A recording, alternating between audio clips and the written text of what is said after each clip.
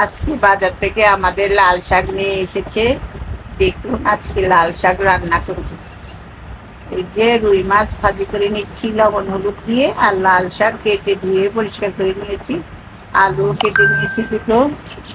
এবার পাতিল বসিয়ে তেল গরম দিয়ে পেঁয়াজ কাঁচামরিচ ভেজে লবণ আর গুঁড়ো মরিচ দিয়ে দিলাম।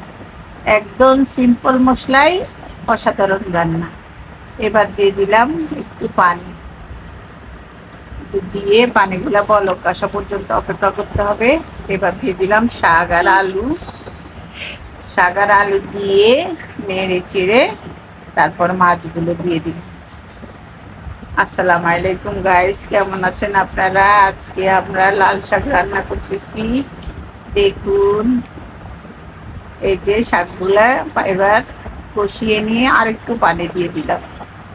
আসলে আমরা এই শাকে হলুদ দেওয়া দেই নেই, কারণ হলুদ দিলে লাল শাকের যে লাল কালারটা হয় ওটা আসে না, এর জন্য হলুদ দিই নাই। এবার ভাজি মাছগুলো বসিয়ে দিলাম, দিয়ে একটু নেড়ে চেড়ে কিছুক্ষণ রান্না করে নামিয়ে নিলাম।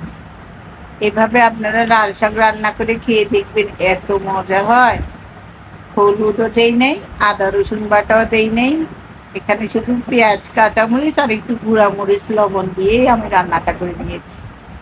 আজ এ পর্যন্ত, আল্লাহ হাফেজ।